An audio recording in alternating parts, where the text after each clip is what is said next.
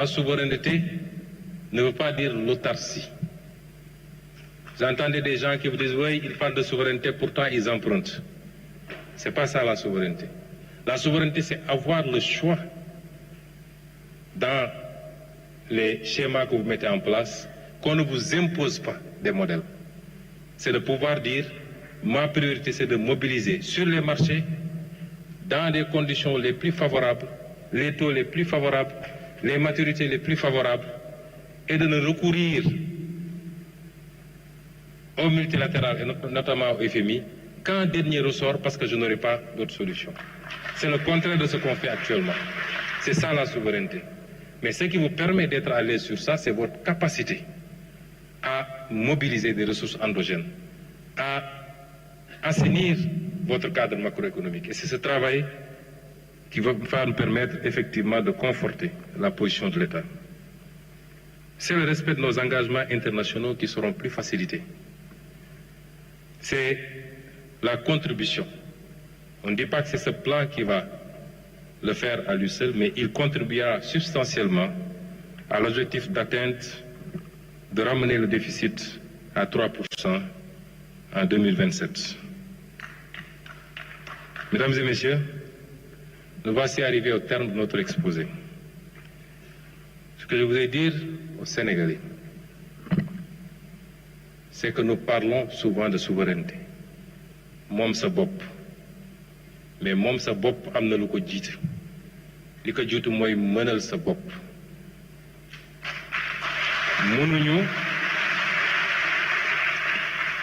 mënuñu 65 ans après les indépendances jël suñu avenir yépp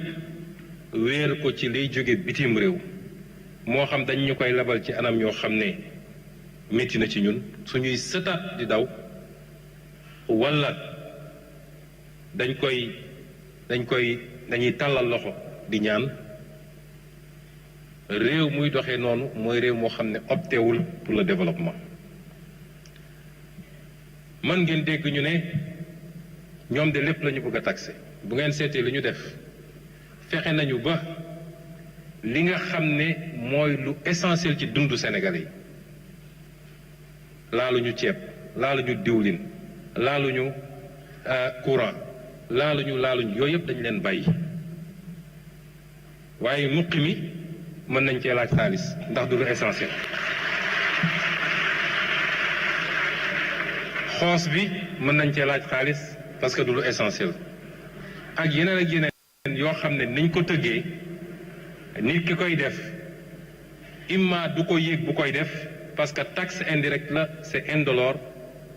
wala même bu ko yéegee njëriñ bi mu koy jural moo ëpp solo ndax ki nga xam ne génne na pour am bail wala titre foncier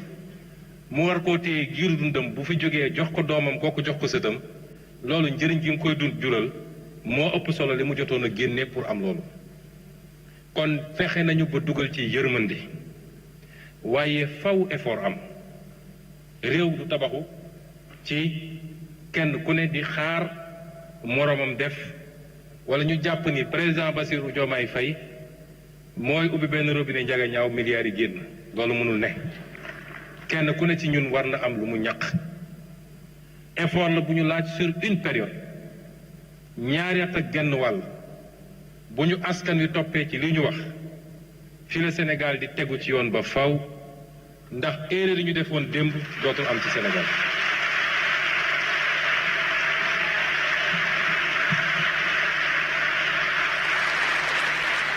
ma xam nag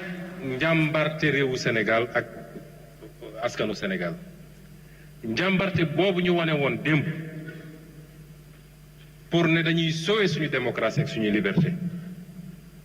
mu jaral nit ñi bakkan ñàkk liggéey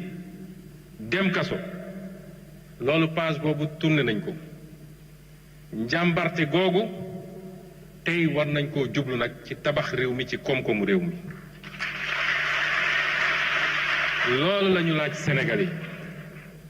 waaye nag effort bi ñu leen di laaj donte def nañ ci yërmande bu bari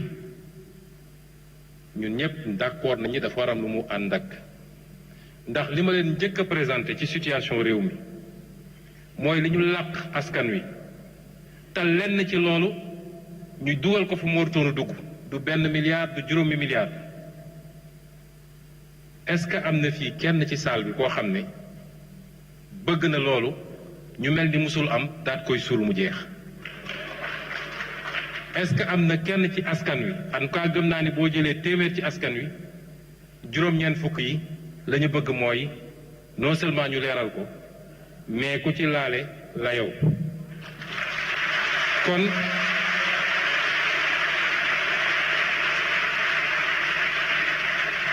kon liggéey yooyu dañoo ànd ndax suñu ne woon rek sénégalais yi lii mun nañ ko def ñun ñëpp nañu ànd def effort te liñ ci jiital mooy effort yi état bi di def balaa ñu naan citoyen bi dundu état gi la ñu njëkk ne nañ ko xool effort yooyu mënoo ko laaj sénégalais yi ba pare ne leen dafa am yorin bu baaxul bu ñu yóbbu ba fii te doo layoog ñi def loolu kon sénégalais yi duñ la topp kon jot na suñu kattan suñu xam-xam suñuy waxtaan suñuy yitte ñu jël ko lépp concentré ko ci lii ndax lii mooy njëriñu réew mi de bañ divertissement yi bañ li ñuy tardel bàyyiwuma ci élève bi baykat bi transporteur bi étudiant bi cadre bi kilifa diine bi bépp couche sociale bi dañu xam ni lii moo war a doon suñu yitte ci ñetti at yi ñu jëm buñ ko defee Sénégal taxe ba faw ñu ngi leen di gërëm di leen sant.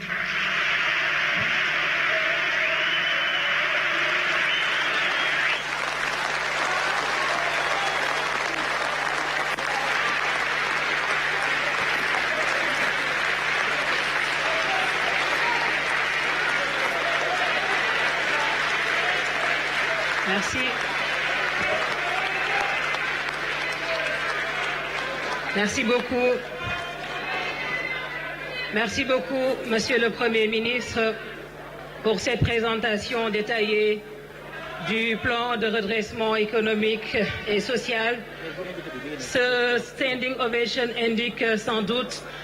que le plan a été bien suivi et bien apprécié. Donc nous allons remercier à nouveau Monsieur le Premier ministre Ousmane Sonko.